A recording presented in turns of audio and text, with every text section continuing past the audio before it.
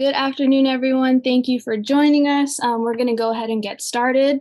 My name is Jesse Mcbride. I am the Associate Director at the Safe Communities Institute at the University of Southern California. I would like to start by thanking our partners, the Auschwitz Institute for the Prevention of Genocide and Mass Atrocities, also known as AIPG. Special thank you to Dua Rindawa, who has helped me put together this event.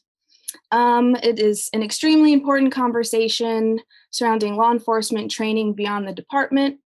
Here at the Safe Communities Institute, if you're unfamiliar with us, let me just give you a brief overview of our mission.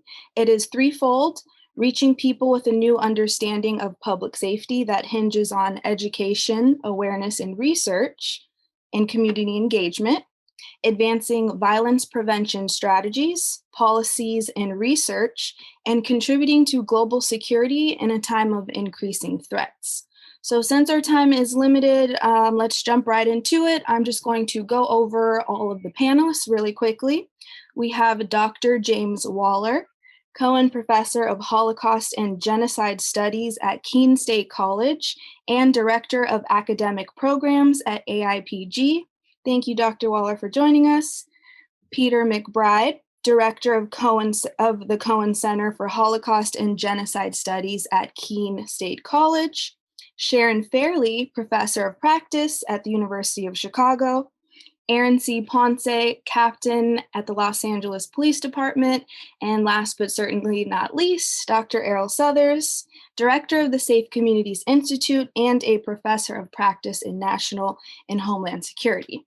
So with that being said, I'm going to ask everyone to quickly just give a brief 1 to 2 minute introductions to give the audience a little more details on your background and some of the amazing work that you have done. So let's go ahead and start with Dr. Waller. Thank you, Jesse, and thank you everyone for being here and taking the time to be with us this afternoon. As Jesse said, I'm Dr. Jim Waller, and I have two hats. One is I'm the Cohen Professor of Holocaust and Genocide Studies at Keene State College in New Hampshire. We're home to the only undergraduate major in Holocaust and Genocide Studies in the country. My research work is in the psychology of perpetrator behavior and issues related to genocide prevention. My other hat is with a partner organization today, the Auschwitz Institute for the Prevention of Genocide and Mass Atrocities.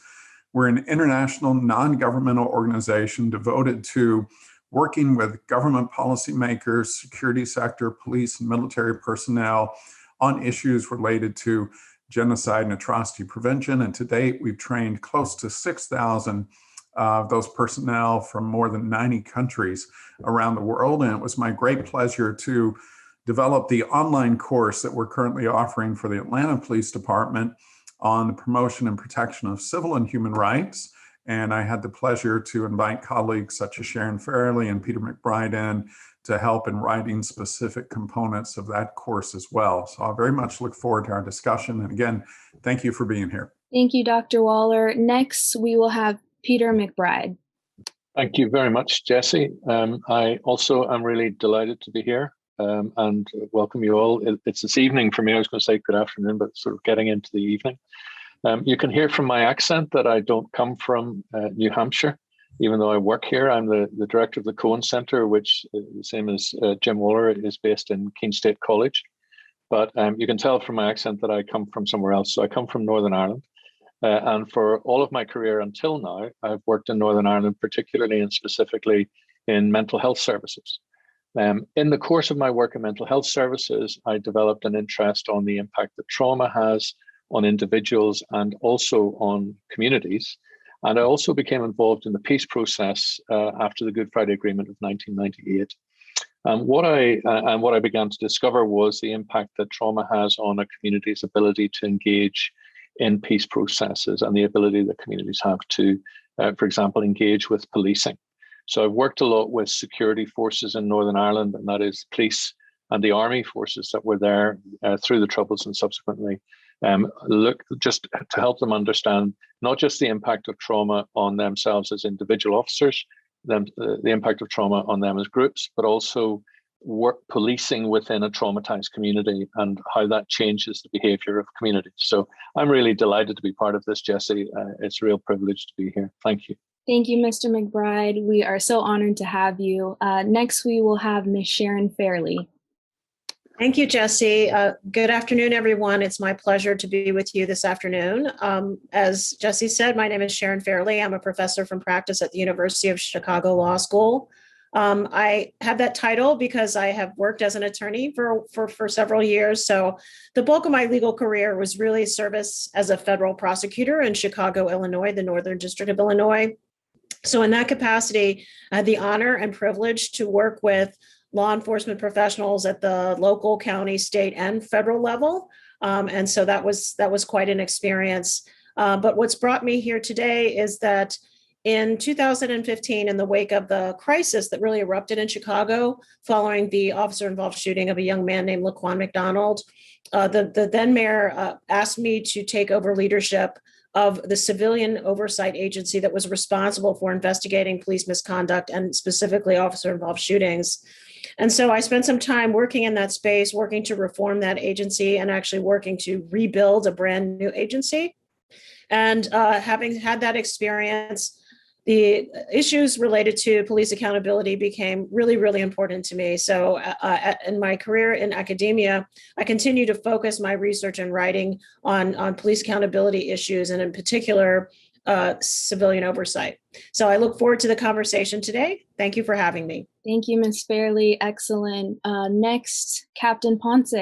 Hi, my name is Aaron Ponce. I'm a captain with the Los Angeles Police Department, and I've been a captain since 2017. I'm currently assigned to our South Traffic Division, so I'm responsible for all our traffic oversight in South Los Angeles. I had the fantastic opportunity to go to Atlanta in 2019 and spend 2 days at the National Center for Human and Civil Rights.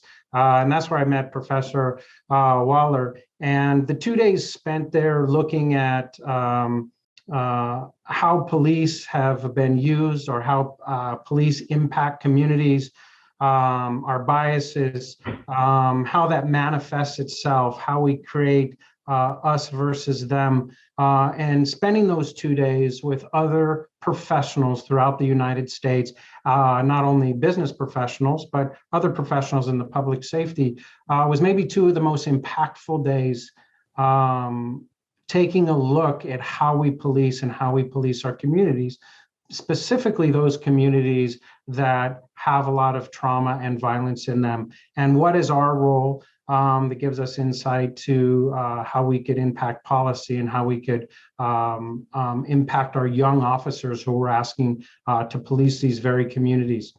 So, and then I had an opportunity to be involved in the training that was mentioned for Atlanta Police Department and the USC Price Safer Cities training that I graduated from at the end of 2019. So I see overlay in both of those programs, and it's just been a fantastic two years of learning and getting to know other law enforcement professionals that we can lean on, as well as getting the perspective from other business professionals and our academia professionals that can help us guide our development and our continuing education. So thank you very much. I appreciate it.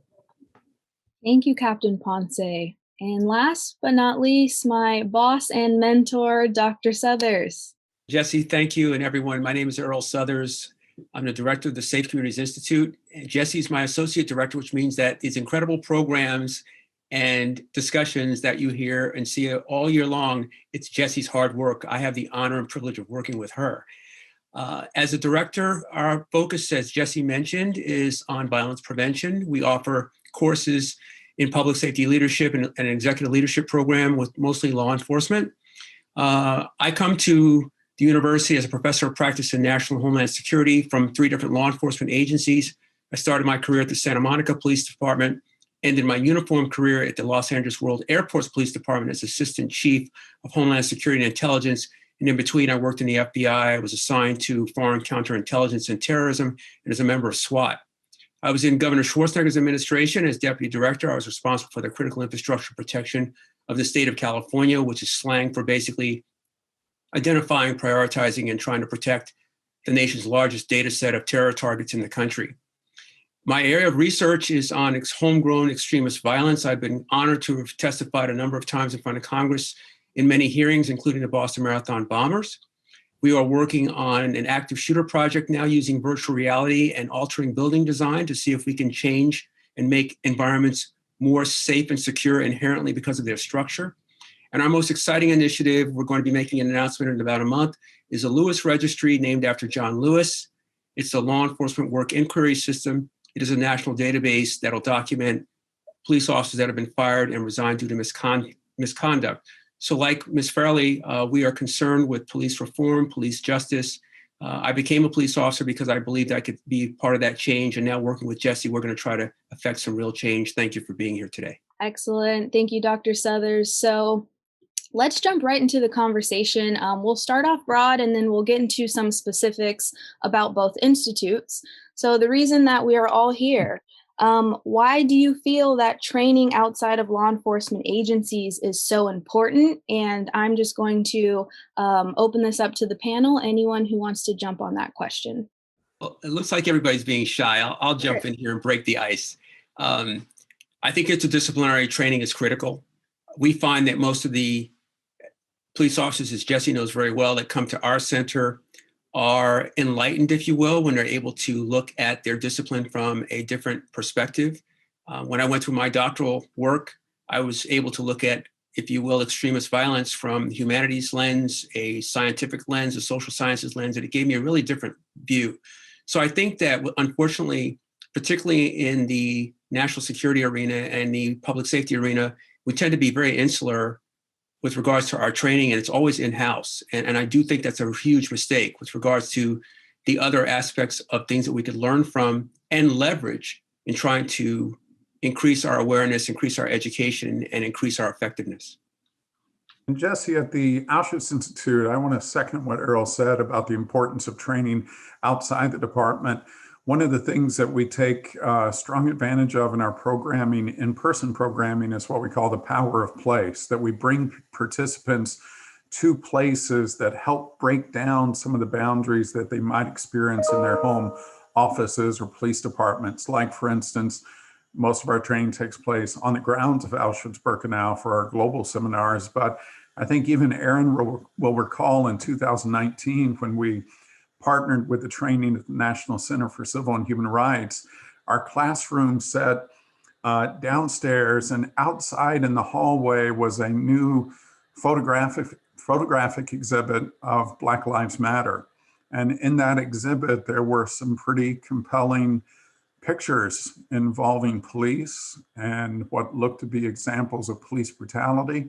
And it was fascinating to be able to work in that space, a very different space devoted to a very different understanding of the role of police, and to have people have the chance to see outside themselves, as Errol said, see outside that insular context of departmental training and start to think about how they're viewed by the community and why it may be difficult to work in some of the communities they work in, just based on the historical relationships that police have often had in those communities.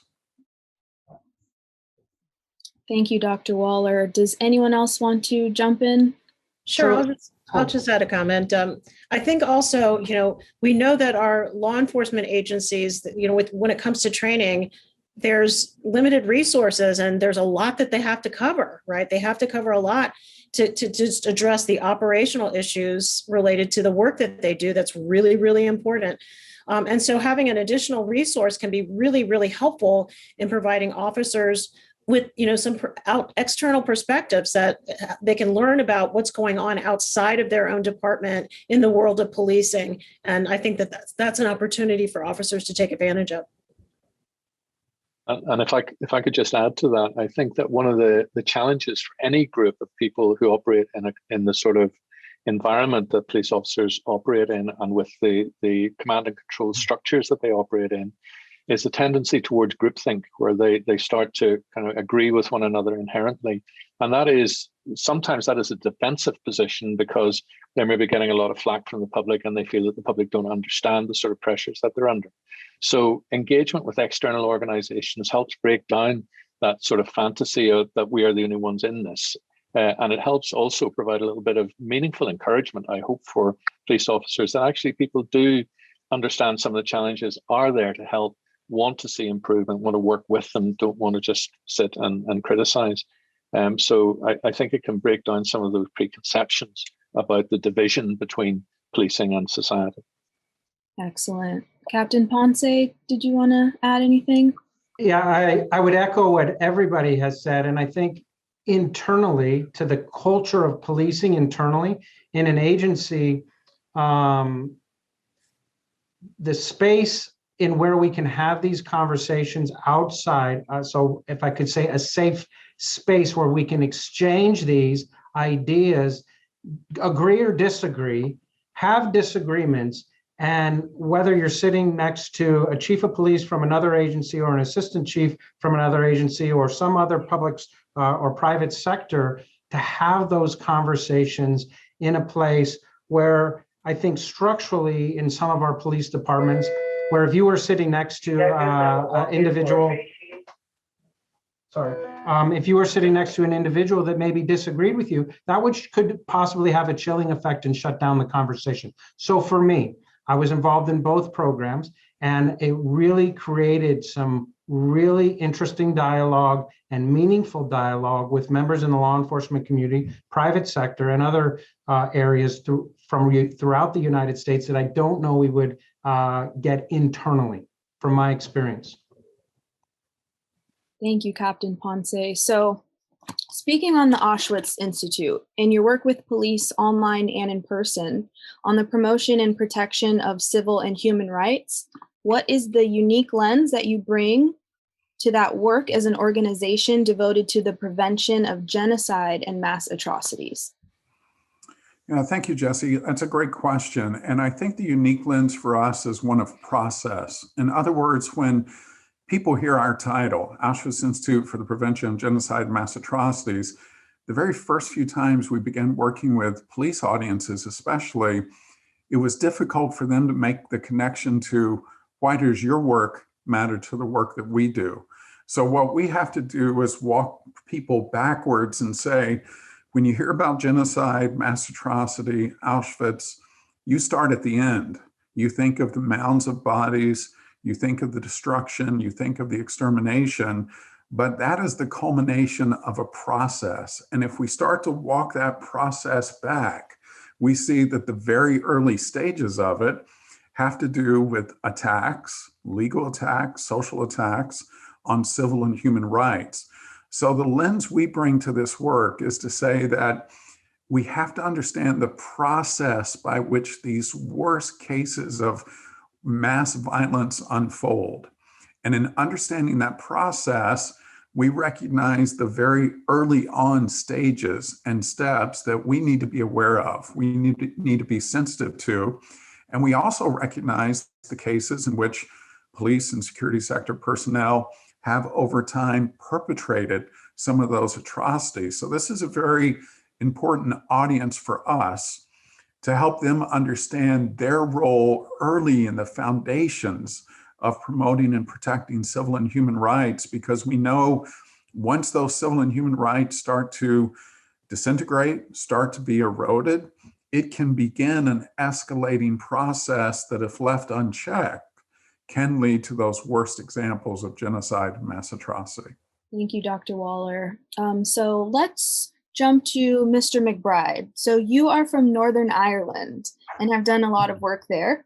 What perspective do you think that offers on policing in America that might be different from some of your American colleagues? Sure, that's a fantastic question. I'm really glad I got to talk about this early on, because policing was one of the core components of the peace process in Northern Ireland.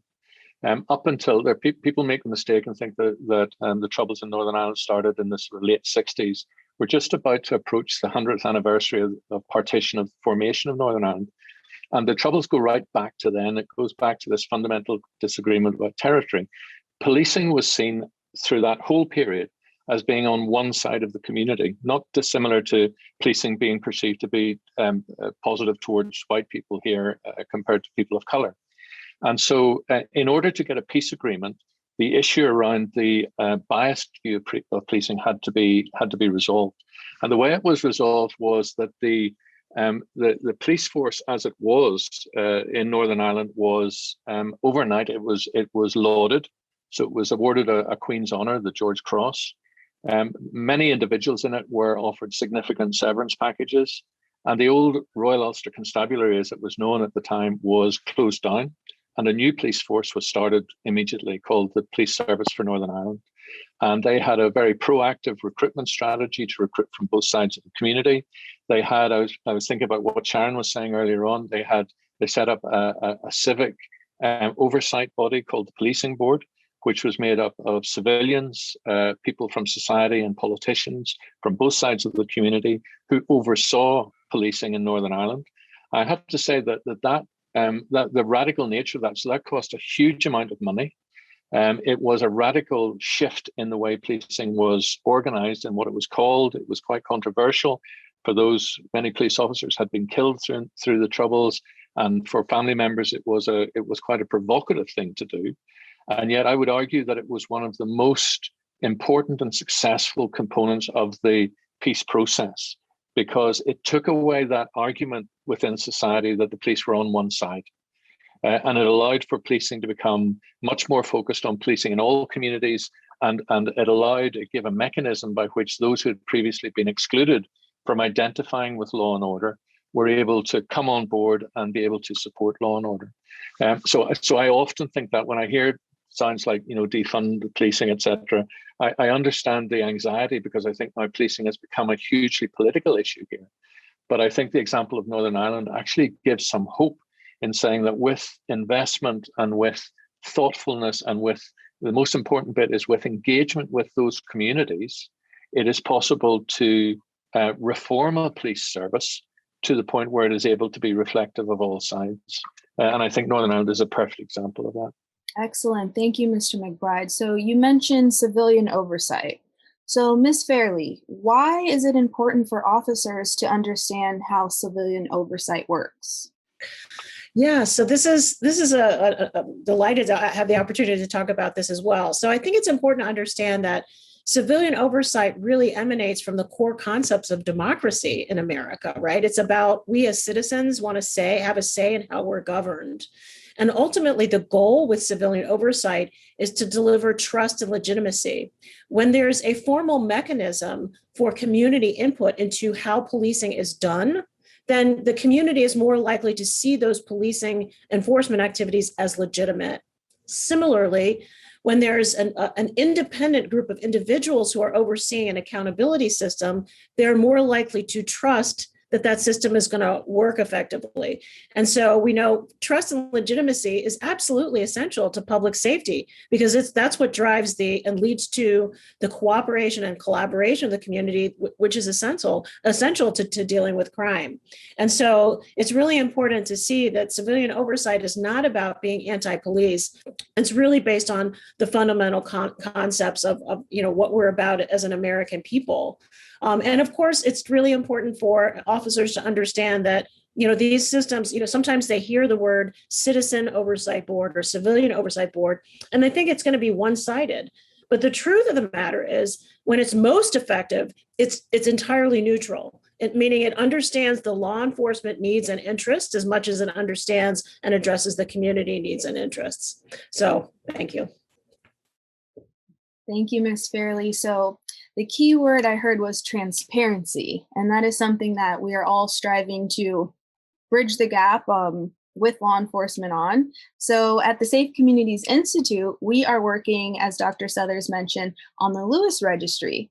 So Dr. Suthers, can you give us more information on the Lewis Registry? What is the objective and intended outcomes of the initiative? Well, thank you, Jesse. It really is a labor of love at this point. And there are three things we really want to accomplish with this. It's accountability, transparency, and trust. And those are the things that have seemed to eluded the community and some of the law enforcement agencies that are serving the communities. We named it after John Lewis for obvious reasons. There's a gentleman who decades ago in the wake of police abuse and in the furtherance of civil rights was almost killed in his activities. But he did have a quote that said, when you see things, something that's not right, not just, you have to do something about it. And that's how we feel right now. The registry is going to have officers who have been fired or resigned due to misconduct, because California, unfortunately, is one of 5 states that if you get fired, you keep your certification and they can go to another department. Having been an assistant chief, I know how hard it is to fire a police officer. Captain Ponce can certainly attest to that. And 20% of the officers who get fired get reinstated with back pay. So we want to make sure they don't go to other agencies. What it's going to do for us as a university is it's going to give us the ability to offer a public side to the public. We want the public, we would hope that most agencies in America are transparent about their rosters of police officers. And if they see a name match, they can ask the mayor or the chief, tell us what's going on here. We'll have a law enforcement only side that'll be encrypted, password protected, where they will be able to gather additional information. So we can provide analytics to publish trends and patterns so we can reduce the risk of officers getting into these kinds of issues. Is it officers who've been on a certain period of time, on a certain watch, in a specialized detail, or something else? Most importantly, I want to say this as having come from 3 agencies, there will be no information on there that is not public. The officer, we will not in any way compromise any officer's safety. That's paramount to us. And so there won't be anything there that isn't already known. Last but not least, we want to have, I used to work backgrounds. I wish I could have had a Lewis registry that would have saved me lots of hours and my agency lots of dollars to have this person sitting in front of me and say, we understand you were at this department. According to the Lewis registry, there may have been an issue. Can we talk about that? Last thing I'll say here, and I won't mention his name, as Jesse and I know, we have a poster officer in New Jersey who's been to 9 departments. He's been fired by 3. The only reason you all don't know his name is he hasn't killed anybody yet. He should find another profession. And we're going to do what we can. Communities deserve the best. I have always considered and been humbled to have been part of a noble profession. And I think that this is a way to give back to making sure we have people that make and continue to have policing be the noble profession that I believe it is. Thank you, Dr. Suthers. And shameless plug, if you would like to find out more about the Lewis Registry, please go to sci.usc.edu. So let's jump back into the conversation about training. So Captain Ponce, you have participated in both programs, the Public Safety Leadership Program, as well as the one that the Auschwitz Institute offers. Can you give us some key takeaways of what you found so beneficial in both programs? Yeah, thank you, Jesse. I think, so when I went through both programs, I was assigned to our community engagement group. And some of the work that I was asked to do, or we were trying to accomplish, I just felt I wasn't equipped with it, equipped for it. I will give a specific, 2 specific blocks out of the USC program. One was a block on governance. And this idea of how do you, if you're going to build community trust, if you're going, who are those stakeholders, who needs to be at the table, and how do you formulate that and move that initiative forward? And sometimes that's very difficult. I think from the police department, we were being asked to reach out to those that and expand our outreach to those that may not want to. So what we really needed is maybe a third party to bring into the conversation to bridge that gap for us. If there's a lack of trust, a lack of relationship, that's going to be very difficult. We needed a third party to do that. So we learned about that. The other very impactful was this idea of metrics. We see this, how do we measure things? And you trained me to be a police officer, and we're diving into social science. Police officers, we've been asked to handle a myriad of topics, including and challenges. but we're asking our police officers also to build metrics. So how do you measure police success? How do you measure community engagement? How can you measure that all this work we're doing and these resources we're putting is building community trust? So just having that conversation with professionals in academia about a process. But it also made me realize is I'm far short of that. I would need to go back to school. So this would be an endeavor, but it opened up new ways of learning and new aspects to be more successful at my job and to build more collaborative teams. From the Auschwitz Institute and the time we spent there, some of the and the main crossover was how we police in traumatized communities. And what are policing actions in communities, and not traumatized due to police.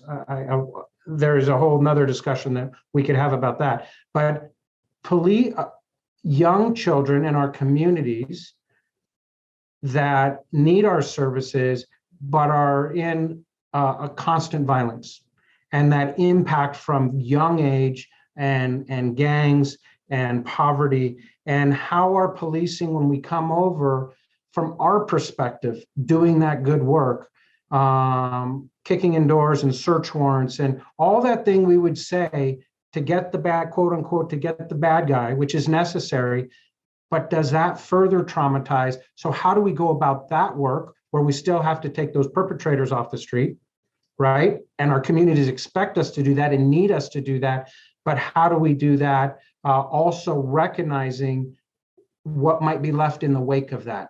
So I had both of those crossovers from both of the programs that have been very impactful for me. Thank you, Captain Ponce. And speaking on the topic of traumatized communities, Mr. McBride, can you speak on the significance of trauma literacy in police trainings? What are the essential tools officers need to police in traumatized communities? Thank you. Another brilliant question. I'm so pleased that Aaron spoke about it like that. So the challenge with policing in traumatized communities is that is twofold. One is you're dealing with a population whose assessment of threat is higher than is real, inverted commas. In other words, because of the experience of trauma that they've had, one of the consequences of trauma for groups is this internalization of fear. So people as a community feel frightened, they feel under threat, whether there is an actual or real or imminent threat there or not. And it's based on past experience rather than what is presenting in front of them, which means that there is a predisposition to reacting defensively and reacting aggressively to what can be very, very minor influences, very minor interventions. So if you translate that into policing, when police officers are going into a situation where they're dealing with a traumatized community and they're undertaking quite minor interventions, not intrusive, not doing things where one would expect any kind of response, what they start to experience is what they experience themselves is a disproportionate response to what they're doing. And it feels inexplicable. It feels as if it's personal. It feels as if people are just being unhelpful or just being obstructive or doing it because they don't like the police, when actually the motivation is genuinely fear on the part of that community, even though for the police officers themselves, they don't particularly understand why a community should be fearful, because they feel no intention or motivation to create fear. It's fear that has been built up within those communities that they are working. So that's the first part. For police officers to understand that means that they will not then overreact to what they're seeing. They are able to interpret. Trauma literacy helps them interpret the behaviors that they're experiencing beyond what it appears to be. And the second important point, Jesse, is to recognize that police officers themselves, by nature of their work, both as individuals and organizations, tend to have high levels of trauma contained within their ranks. And that has the equivalent impact on those groups. So what the impact that has on policing is a disproportionate or a disjointed assessment of risk. So they can, if they have internalized fear, if they are themselves traumatized or working in a group of police officers that has been traumatized, then that trigger point is much lower than would be normal, because they're already on edge. They are already looking out for danger. They're already hypervigilant. And so they go into a situation which perhaps needs to be de-escalated, needs to be calmed down, needs to be contained and managed. And rather than that, they overreact to it because of their own traumatic experiences. Understanding this on both sides, so understanding this for police officers dealing with traumatized communities and police officers managing themselves, helps give a bit of an insight into the motivation behind their behaviors, and also those points where they need to seek help, and also understand that with communities that have been traumatized, there is a trauma-informed response is going to be different, more compassionate, more understanding of those reactions than otherwise. Personally, I think this is one of the most significant issues for police officers to understand, both about themselves and their own work and the communities that they work with.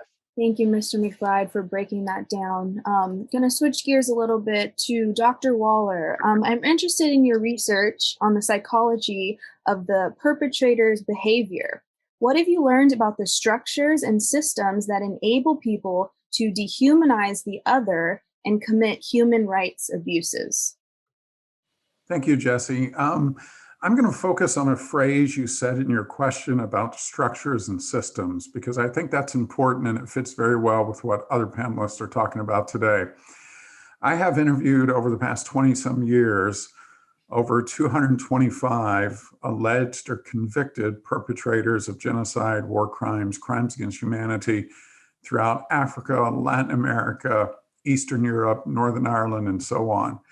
As I said in those face-to-face interviews, I'm trying to understand what are the factors, what's that process piece of how someone comes to commit these type of incredible brutalities and atrocities, and trying to understand that from a psychological perspective of how people come to dehumanize people, how people come to see the other as an existential threat to them, and so on.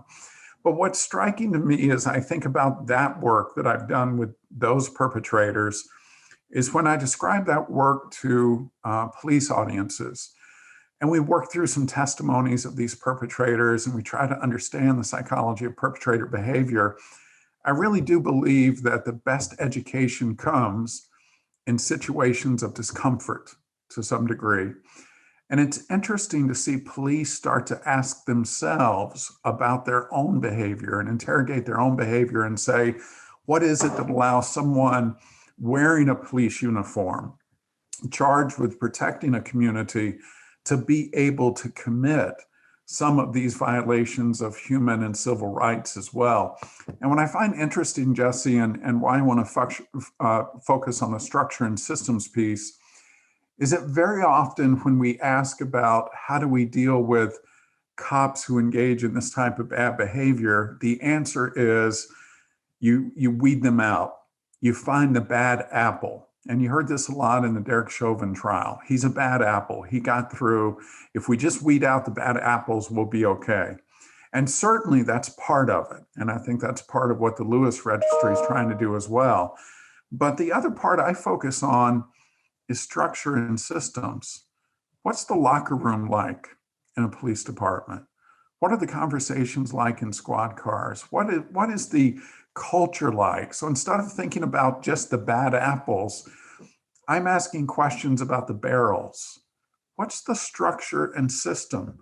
What are the things about the police culture, about training in the academy, about the ways perpetrators are described? I mean, what are the things about structure and systems that we need to look more closely at, in addition to trying to weed out the bad apples? And in my experience in understanding perpetrator behavior, that those structures and systems have been much more important than trying to tease out certain personality characteristics or backgrounds, but really asking hard questions of culture. And those become the zones of discomfort where I think a lot of the real learning and introspection takes place when we think about policing and security sector personnel. That was such an excellent answer and really just broke down your studies, and thank you for all of the work that you have done. Switching gears a little bit again, Ms. Fairley, why and how do we know that civilian oversight really works? So that's an interesting question. So, Civilian oversight, many people think of it as being sort of a newfangled thing, but it's been around for decades, right? If you look back and you look in Chicago, literally, you can go back to the early 1900s and find records that show that there was already such concern about policing themselves that they had civilian investigators that were doing misconduct investigations. So this concept has been around for a long time, and it's developed over time. And we see that it's proliferated into various forms. And of course, over the course of time, many cities have adopted some form of civilian oversight. Every system is different because every community is different and their law enforcement situation is different and the needs are different. But what we do see is these common themes about what makes it work.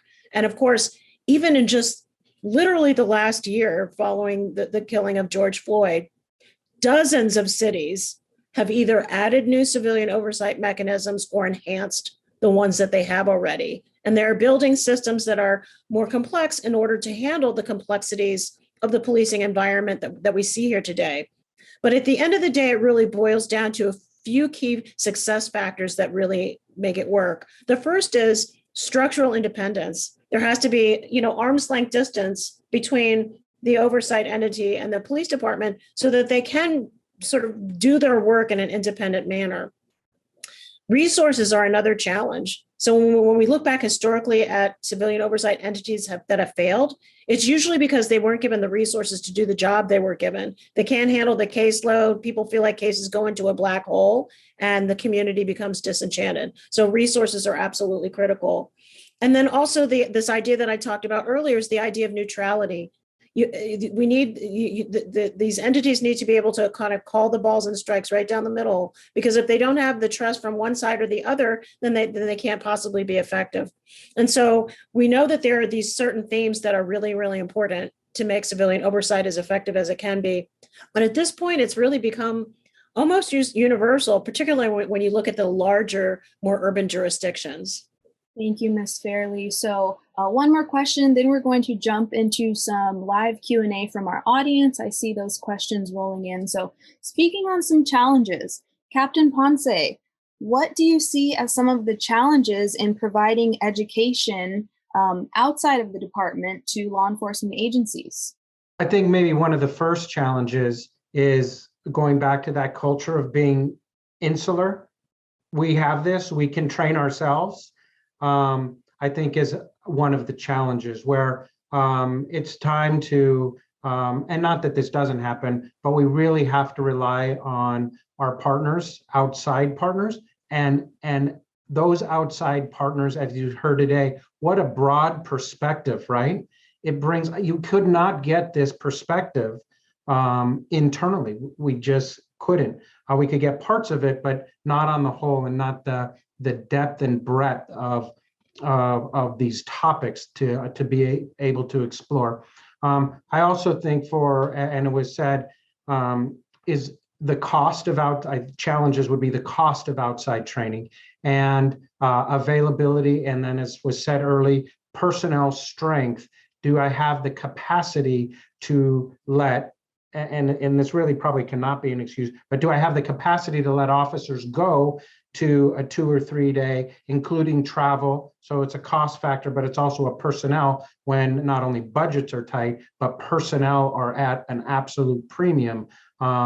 But we have to make those spaces, and we have to find that funding and work collaboratively with our partners and groups like this to make that happen. Thank you, Captain Ponce. So we do have an anonymous question. I'm going to direct it first at Dr. Suthers and then open it up if anyone else would like to answer. So the LAPD Operations Valley Bureau has a strong model of planning and training with civilians to teach the active shooter program. Can the concept of training with civilians be expanded across different aspects of training within law enforcement agencies to create more trust?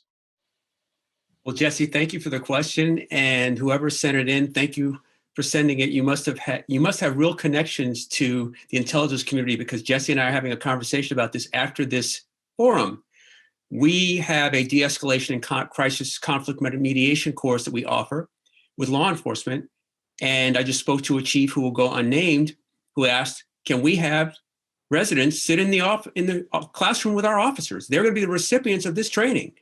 So as you mentioned the shoot, don't shoot scenario, we're now going to the other end of the spectrum. We're going to offer our de-escalation training to officers, and they'll sit in classrooms with people who'll be the recipients of that education. Community members, faith-based members, whoever it needs to be, so we can have a real dialogue in an educational setting about what those interactions should look like, how we can reduce the risk of any force being even discussed or necessary, and the best outcome for everyone at the end of that interaction. So really good question. Thank you for asking, and we're looking forward to doing it. Okay, so we have a question from an SCI alum, Miss Julie Quinn. Using the Northern Ireland example, are there specific strategies that LAPD can employ to recruit a diverse body of candidates so that the police force mirrors the citizenry it protects? If I could just respond to that, because the challenge in this is understanding what the hurdles are. What are the barriers to a broad cross-section of community joining the police? And they are barriers that tend to be systemic. They tend to be linked with poverty, with exclusion, all of the things that we know exclude people from access to other jobs as well. So in order to get a police force that reflects the complexity and the diversity of a community, there needs to be really proactive outreach. And there needs to be engagement with schools and in lots of different environments to overcome the hurdles that exist systemically that stop people from marginalized communities joining the police.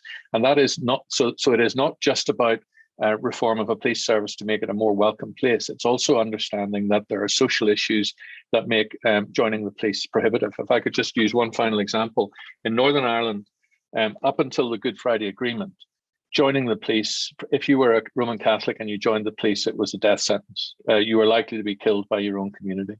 It was seen as a betrayal. And I think when policing in divided communities, which is what I think we have in the States, it's certainly becoming more divisive.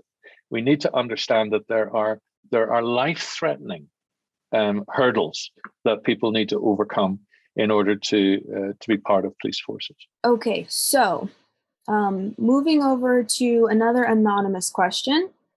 They say, thank you. Hello for this great discussion. I'm currently studying violence prevention and have a few questions. How are you dealing with the threats of violence extremism in Los Angeles? And how are NGOs or interdisciplinary teams supporting law enforcement with this? I'm going to defer to the captain on this one. I know you're looking at me, Jesse.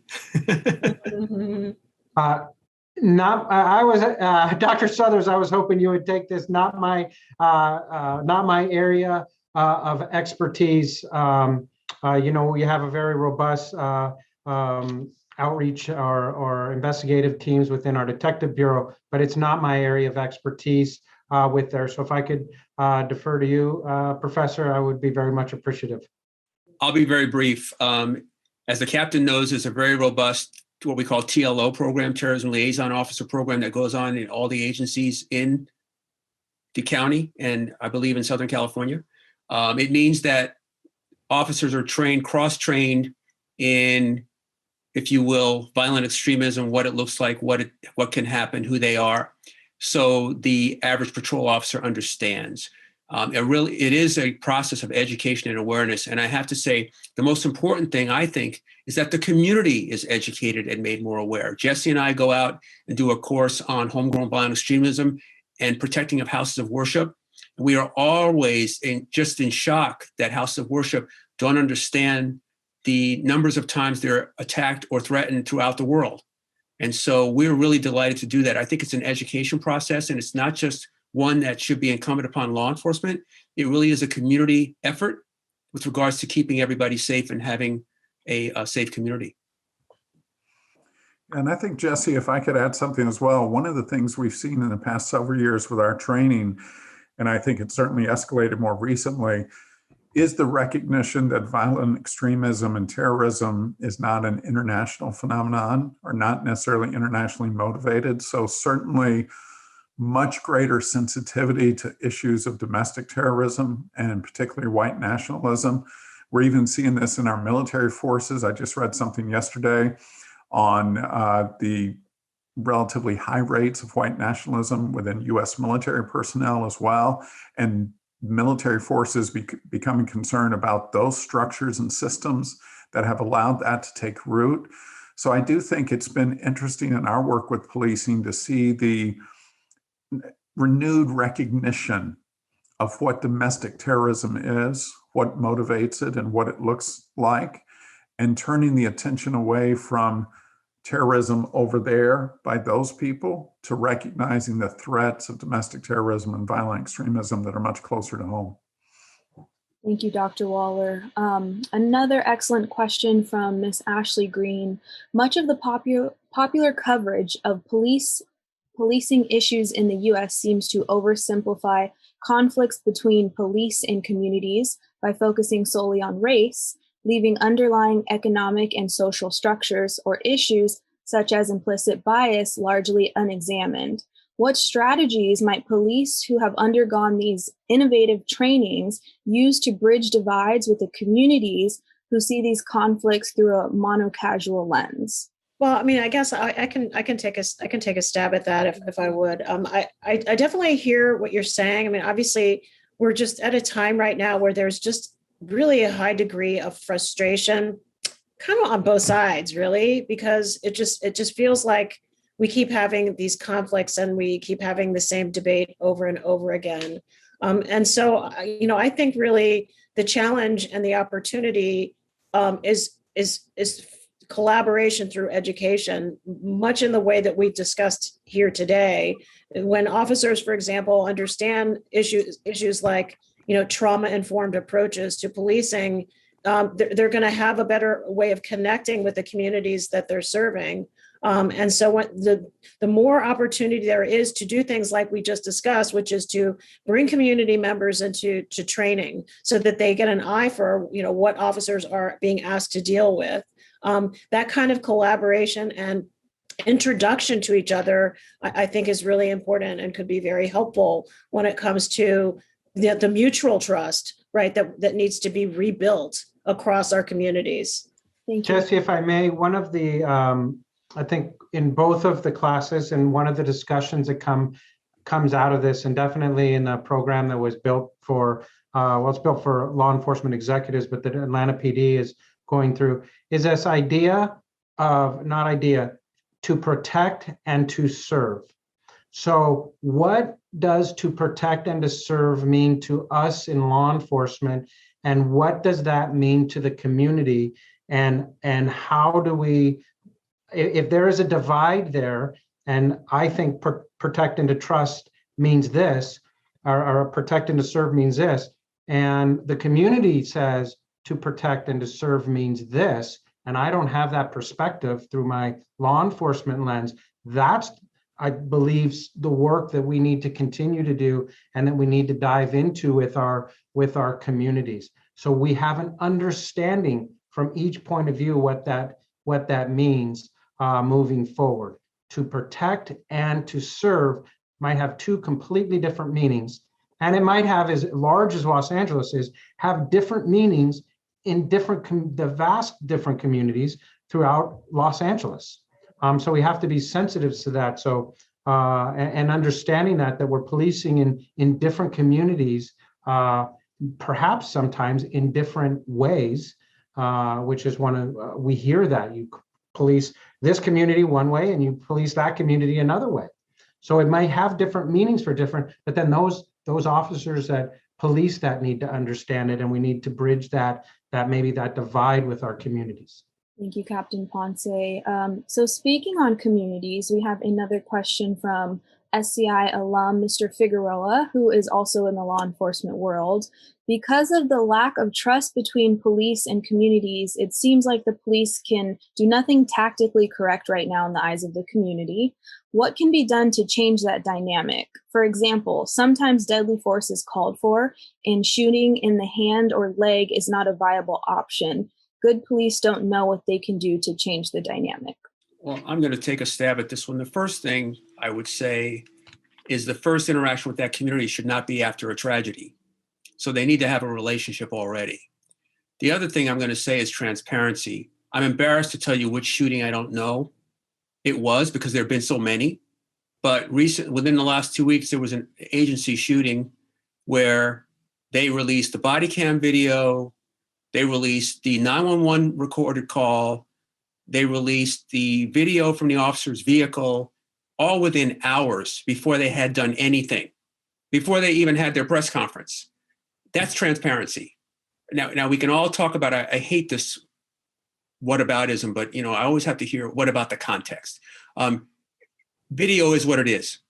And I was really impressed with that agency did that, because when that chief went out to talk about what happened, the public already had things they would have asked him for without asking.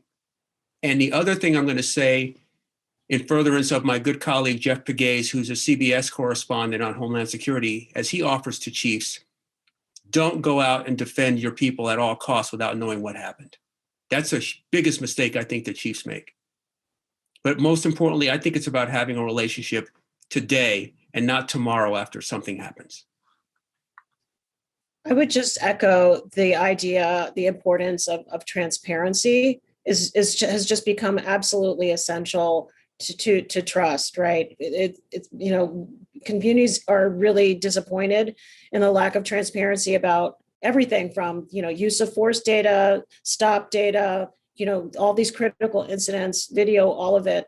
And by being transparent and putting the quality of the work out there, it just really helps overcome some of those challenges. And then the second thing is to be open to feedback. So, say, okay, allow the community to weigh in on major policy changes as they happen. And, if you ask for feedback, listen to it, right? No, don't just sort of say, okay, we're going to put this policy out for public feedback, and then you get this feedback and do nothing with it, right? Even if you have to say, we heard that feedback and here's why we can't accept that particular way, it's important to actually have the conversation. So I think, being open to feedback and transparency are really essential. Thank you, Ms. Fairley. And unfortunately, we are out of time. The conversation went by far too quickly. I just want to thank each and every one of our panelists for their contributions. Any questions that have not been answered, I am putting my email in the chat box. Please send them to me and we will get them answered. So thank you, everyone. Have an excellent afternoon and stay safe. Thank you. Thanks, everyone.